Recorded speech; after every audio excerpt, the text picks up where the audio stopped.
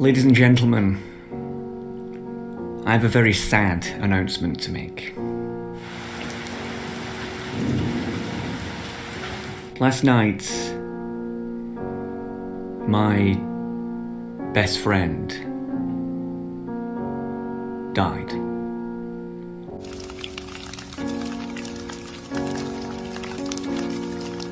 We used to do everything together. Write scripts, listen to music, do talk radio. I mean, if you can name it, we did it. And we did it together. He's featured in a few of my productions over the years, and I honestly couldn't have made many of them without him. And so, if you don't mind, I'd like to take a moment to pay tribute to my old friend. Rest in peace, iPad Air 2. Battery death. Such a sudden and tragic way to die.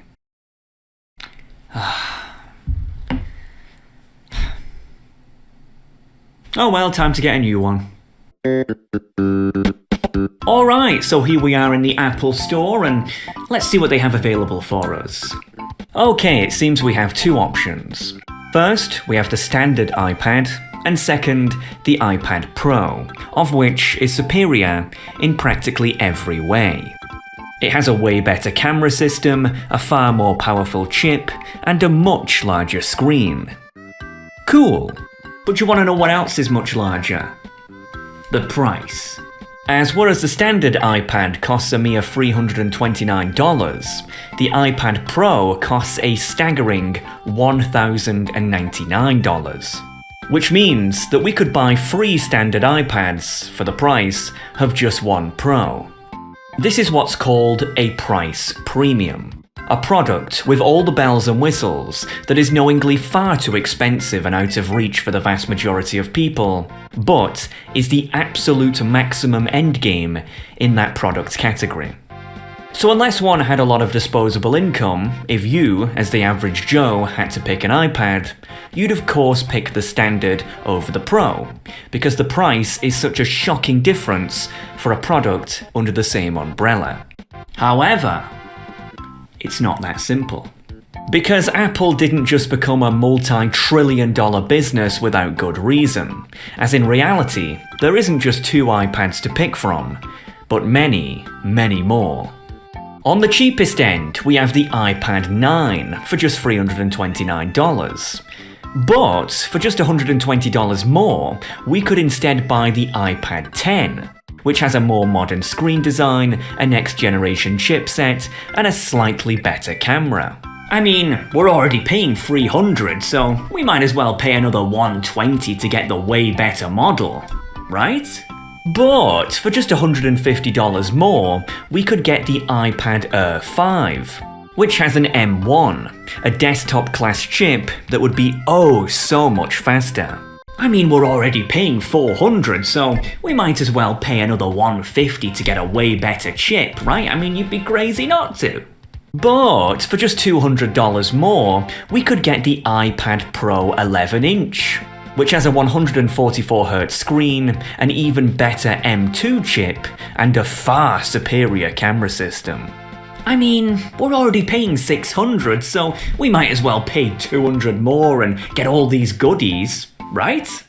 But for just $300 more, we could get the iPad Pro 12-inch, the best of the best, with its absolutely gargantuanly large screen.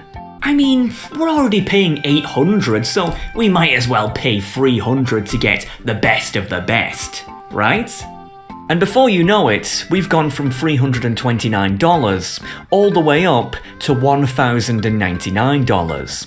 And the worst part is, it felt like it made complete sense. This is what is called a price ladder, having a line of products that get much better with each slight price increase that tempts the customer to spend more and more until they slowly and unknowingly start to mentally justify the price premium as being the best option to buy. With just the standard and Pro models side by side, the price difference immediately makes the Pro model seem not worth it, regardless of all its upgrades. But when the user is slowly tempted, model by model, to spend just a bit more, then people are suddenly much more receptive to the idea. Now at this point you're probably wondering, have I clicked on the right production here? But fear not, dear viewer, you haven't accidentally stumbled upon my iPad buying guide. There is in fact a reason why I'm telling you all this. And that reason is that I believe that the psychology of business can also be translated into politics. Because politics, at its heart, is also just a business. Though rather than selling products like iPads, is instead all about selling ideas, or perhaps more importantly, the acceptance of such ideas. Enter the Overton window. The Overton window, for those who don't know, is the range of views that are considered acceptable to have in a society. Now, it's no secret that ever since the 1960s, the Western world has been in a sort of cultural civil war between two sides of its population. The conservatives, who want to pragmatically uphold the Christian civilization that has stood the test of time for millennia, and the progressives, who want to idealistically experiment to usher in a newfound secular utopia. And with the rise of this newfound progressivism, conservatism has struggled immensely to repel and push back on such beliefs in practically every aspect of life. For example, when it comes to LGBT acceptance, if we draw a very overly simplistic line, with one side representing progressivism, which is pro-LGBT, and the other side representing conservatism, which is anti-LGBT, then back in the 1950s, any view that was anti-LGBT, no matter how strong, was considered totally acceptable. But likewise, any view that was even slightly pro-LGBT was considered completely unacceptable. However, fast forward to today, in the 2020s, and this is pretty much the exact opposite, whereby any view that is pro-LGBT, no matter how strong, is considered totally acceptable. And likewise, any view that is even slightly anti-LGBT is considered completely unacceptable. So the range of views that are considered acceptable has changed over time, but that's the point. Over time. For on this issue, if the most conservative position is that being LGBT should be illegal, and the most progressive position is that criticizing LGBT should be illegal, then these two views, despite talking about the same topic, are almost polar opposites, and thus completely irreconcilable. So if the iPad Pro is a price premium, then you could think of these two extreme views as being a sort of political premium for their respective factions, the absolute maximum endgame for their agendas. So how then did the progressives possibly manage to achieve aligning the Overton window with their political premium, when in the past it was the conservative political premium, the exact opposite, which was the status quo? Simple. The progressives didn't just achieve their political premium overnight, but over a long period of time, slowly moving the Overton window, step by step, from the conservative political premium to theirs.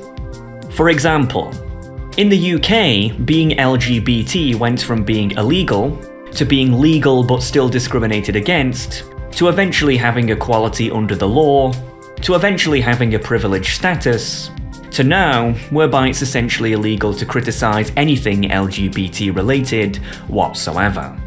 Similar to the iPad example from earlier, whereby Apple slowly tempts its customers with a better product for a mild price increase, whereby it's only when you look back do you actually realise how much more money you've spent. So too does this logic also work politically, whereby it's only when you look back do you realise just how much society has actually changed. Not a price ladder, but a political ladder. The change of the Overton window from conservative to progressive did not occur overnight, but very, very slowly, step by step. And this is true for not just LGBT acceptance, but almost every culture war battleground where conservatives and progressives spar. But it's even more interesting than even that.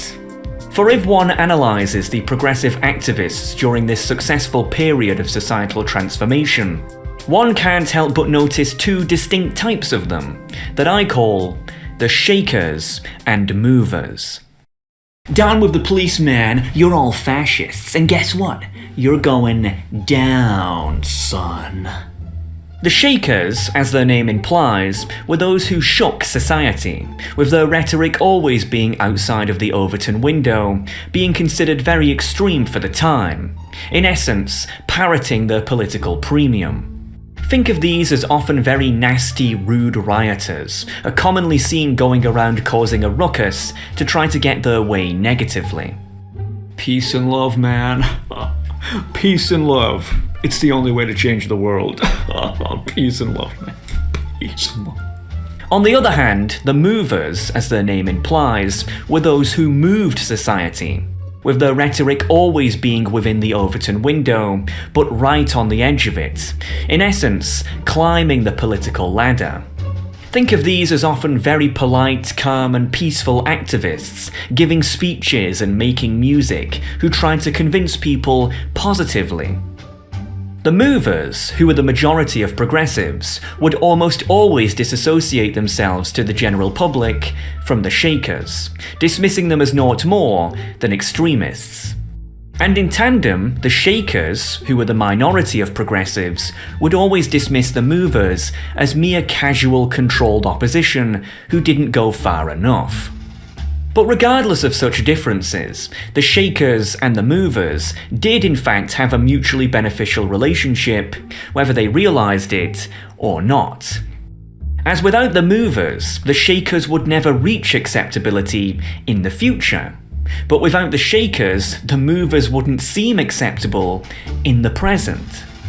And it was from this combination of an extremist ideological minority shaking society and a seemingly moderate in comparison ideological majority moving society bit by bit that concluded with the status quo of progressivism that we see today. Do you see where I'm going with this? If the progressive status quo of today is essentially the exact opposite of the conservative status quo of the past, then if conservatives want to reverse such a trajectory, then they have to have their own shakers and movers to do the exact same thing, just in reverse. And this is kind of happening already, but with a fatal difference. You see, what really determines whether someone is a shaker or mover is how socially skilled they are. In the past, the progressive shakers were mostly social outcasts with a chip on their shoulder. Meanwhile, the progressive movers were mostly socially adept people who had a high level of patience. In fact, many movers even actually agreed with the shakers secretly, but merely knew that now wasn't the time for such views, hence why they played the long game. This is why the vast majority of progressive activists were movers rather than shakers, because most people back then had the social skills to not be so disagreeable. But one big difference between the 20th century and the 21st century is that today, people are much less socially skilled than they were in the past, thanks, in large part, to the internet. As today, the conservative shakers are also social outcasts, just as their progressive counterparts were, though this time mostly constrained to the online world. LOL, you are a little soy jack, whereas I am a gigachad bass jack. You see how that works? You know why? Because I, not to brag, have a meme folder of 5,000 Pepe the Frogs. Whereas you don't even know what the frog is. I'm based, you're cringe. You get it? Cringe cuck. I'm based, you're cringe cuck. I'm based, you're cringe cuck. I'm based, you're cringe cuck. Whereas the conservative movers are also socially adept, just as their progressive counterparts were, though this time in a suit rather than hippie clothes. Guys, have you seen what the radical woke Democrats have done this time? Oh, you're not gonna believe it. They took America's favorite beer and they ruined it. They soyified it, they made it woke. And so now my recommendation is to not buy that beer. If we boycott this beer and buy other beers, then we're going to win the culture war. And this is very important because the next election is the most important that our country will ever face. The candidate is so good in the next election that if we win the next election, then everything will be okay. So you just have to trust me and listen to me. Just don't buy this beer and vote in the next election and everything will be fine. Okay? But because it's now so much easier to be a social outcast, a faceless anon with a Pepe the Frog profile picture, preaching the most extreme of conservative positions, than it is to be a social adept who has to put your real self out there and conduct yourself with careful expectation, then today, unlike in the past, there is now way more shakers than there are movers. And that, I think, just isn't going to cut it. Because surely, shakers have to be a minority during a social transition, as a counterculture movement is in no position to be making such extreme demands. For example, take feminism. You have conservative shakers on the internet saying, women shouldn't work. And well, absolutely. But right now, 20% more women are going to college than men. So how are you going to get from here to there? Exactly. There's shaking, but there's not enough moving. When your ideological opponents control every institution of society, you're surely not going to be able to wave a magic wand and change it all instantly. Why? Because you'd have to somehow outshake a status quo who has much less to lose than you do for telling you what they really think about you. If you don't understand what I mean by this, then check this out. Psychologists once showed a group of conservatives and progressives a representation of their own in-group, and then composited their facial reactions together. And from this, conservatives recognised themselves positively, and progressives likewise. No surprises there. But when it came to the representation of the out-group, the other, the conservatives soon lost their smile, but the progressives looked completely and utterly furious. So it's very clear that this disgust that progressives have for conservatives is clearly the odd one out of all these reactions. And again, with good reason, because they can afford to be so brazen. A common question people ask is, why does it seem like progressives went from being mostly hippies back in the 20th century to now where it seems like they're mostly fascists in the 21st century? And the reason for this is because, for the progressive shakers who were just movers in disguise, there's now no need for them to pretend they are moderate anymore at all, as the Overton window now accepts their real beliefs.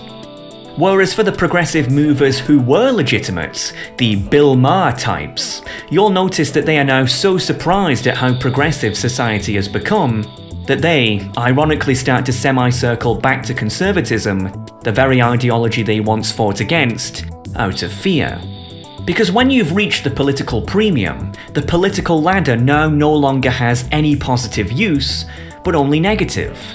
Hence why shakers reign supreme and movers are deemed no longer necessary, for they have fulfilled their role as intended.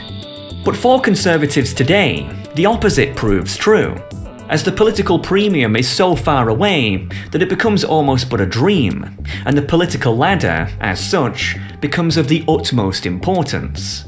Hence why movers are so needed, and shakers really just aren't as much. This isn't about being cowardly, but calculated. It's like in card games. Why reveal all the cards in your hand when you're in no position to play them? Wouldn't it instead make more sense to wait until the enemy's deck is weak, so that you can take all their chips? Obviously. Conservatives need to focus on the issues that resonate with the public in the now, and then keep pushing, pushing, and pushing. And this is very important, because a conservative status quo, when established, survives for a very long time. We know this by studying human history, and seeing all of the conservative civilizations that have lasted for millennia, such as the Christian and Islamic ones. As what we today classify as conservative is really just an eccentric way to say human nature ideologized. For conservatism wasn't written by intellectuals, but was merely categorized as such after the fact. Hence why such societies tend to last for so long, with a lot of stability and prosperity, as conservatism is simply our internal nature expressing itself in the external. But a progressive status quo, if established, cannot survive for very long at all, as throughout history there has been zero progressive societies, barring the modern Western world today. Because what we today classify as progressive is really naught more than a social experiment. For progressivism was conjured by intellectuals to try to force human nature to change to fit an artificial utopian worldview. Hence why the Western world has become less stable and prosperous in practically every regard with every year that passes, as this failed experiment simply goes against everything that makes such a society possible. So in essence, progressivism is doomed, and when it's gone, we're not going to see it again for centuries. But it's going to take a long time to get to that point, unless conservatives realise that they must shake less and move more. Well, at least for now.